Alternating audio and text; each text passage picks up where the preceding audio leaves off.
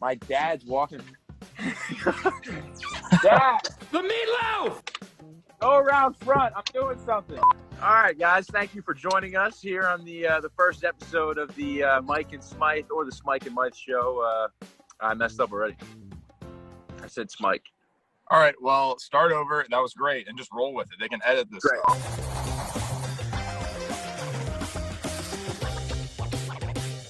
Thank you guys for joining us here on episode 1. I'm going to pass it on to Durham to start us off here.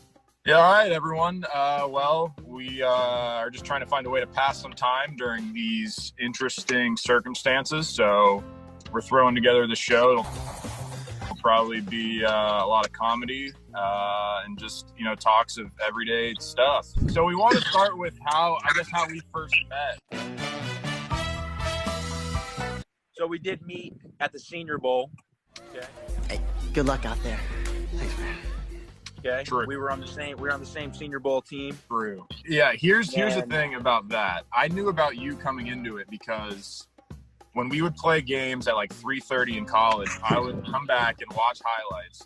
And every time you would score a touchdown, you do this dumb celebration.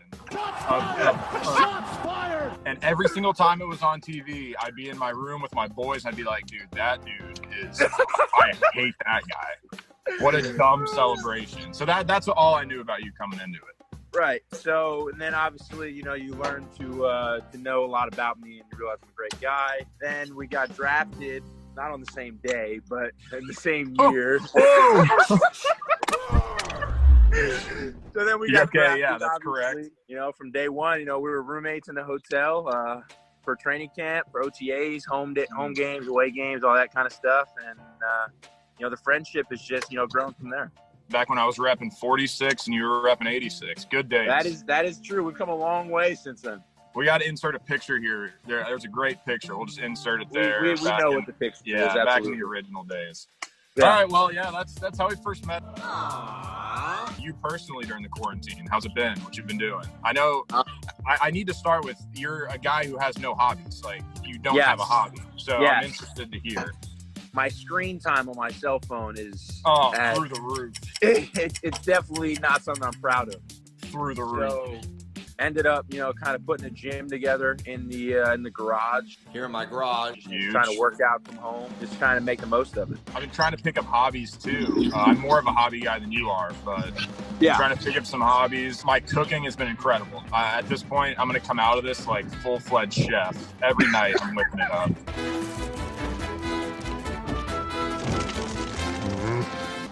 All right, great.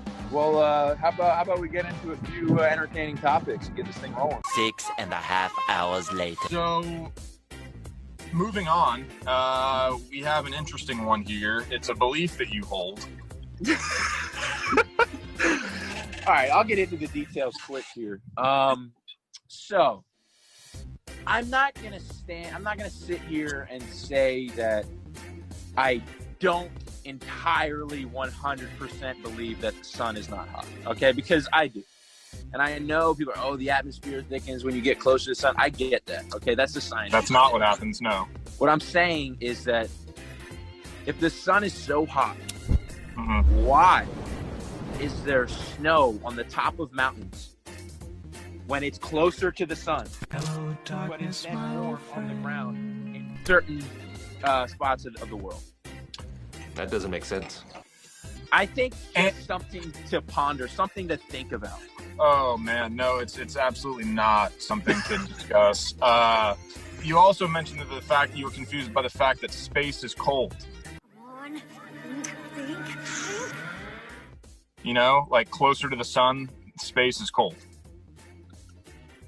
Is it? Well, technically yes, but there's an extremely easy explanation that explains all of this. So in a very general sense, heat travels from the sun as radiation. Radiation then hits molecules, in this sense like gas molecules or something, and makes them bounce around fast. When they hit other ones, they warm up together. And then in space, those molecules are so far apart that they don't hit each other and they don't warm up. I'm not disagreeing. It's science. You can't disagree. Yes, I'm just science. saying that there's something to be said for the snow on top of mountains closer to the sun. Ooh, yeah. I'm going to have to go ahead and sort of disagree with you there. Moving on here. This topic is it's actually about my home office that I'm currently working in. Oh, man. I mean, your Jeep. We're going to call it a Jeep, right? That's what we'll call it, yeah. Yeah. So your Jeep, it has a distinct smell. A good one. No, we're not going to call it that. The air conditioning is broken. It's time to move on from it. You've had it for entirely too long, and it's time for something new. You have the money to go out and get a new one. And I'm not saying you need to be stupid with your money, but what I'm saying is that you need to be smart about what you're driving, because I don't know if you're safe in that vehicle anymore. Listen, don't get me started on your car. Your car's like a 2005 Tundra anyway. Yeah, we're not gonna call it an 05. We'll probably call it a 2012 Tundra. I mean, is there a stain on the passenger side seat? Yes. Could I use an upgrade? Maybe. Did I have to replace the tires because I was terrified for my life of hydroplaning because it rains every other day in Miami? Yeah, absolutely. Yeah, but I took the right precautions and made those upgrades, and I'm still driving it. But in the meantime, during these quarantine times, I think this is episode 1 of definitely a couple, and I think we're going to keep this coming. And the first episode of the Mike and Smythe, or Smythe and Mike show is coming to a conclusion right here. And if anybody has any topics they'd like us to discuss, yes, that'd be great. I don't have a Twitter, but please at Mike and at the Dolphins, and we'll figure it out from there. Awesome. All right, see you guys.